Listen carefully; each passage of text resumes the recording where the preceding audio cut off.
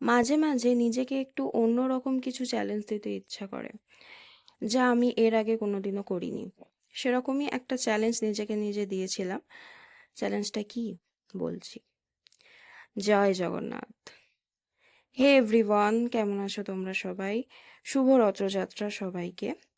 এবার বলি চ্যালেঞ্জটা কি। অ্যাকচুয়ালি এখনো অবধি আমার জগন্নাথ দেবের পুরী ধামে যাওয়ার সৌভাগ্য হয়ে ওঠেনি, জানি না কবে হবে। তবে হঠাৎই একদিন আমার ইচ্ছা হয় মাটি দিয়ে জগন্নাথ দেবের মূর্তি বানাবো নিজের হাতে।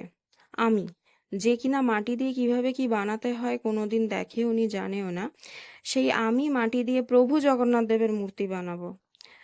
বাট এত বড় কাজ করব আমি, আর ভুল হবে না তা কি হয়?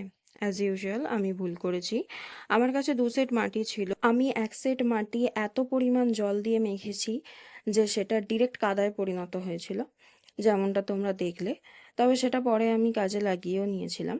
যাই হোক, আর একটা সেট মাটি দিয়ে আমি যথারীতি কাজ শুরু করি। ফার্স্টে প্রভুর বেদি তৈরি করে নিই, দেন একে একে বলরামজি, প্রভু জগন্নাথ দেব এবং সুভদ্রা দেবীর মূর্তি বানিয়ে নিই। তো এটাই ছিল নিজের কাছে নিজের করা একটা দুঃসাহসিক চ্যালেঞ্জ। তবে একটা শর্ত রেখেছিলাম, মূর্তির ভিতরে কোনো কাঠি ইউজ করব না। তাই আমি মূর্তির পিছনে এবং হাতের ধারে কাঠি দিয়ে সাপোর্ট দিয়েছি। এর জন্য আমার বেশ অসুবিধা হয়েছিল, তবুও অনেক বাধা বিপত্তি কাটিয়ে অবশেষে কাজটা শেষ হয়।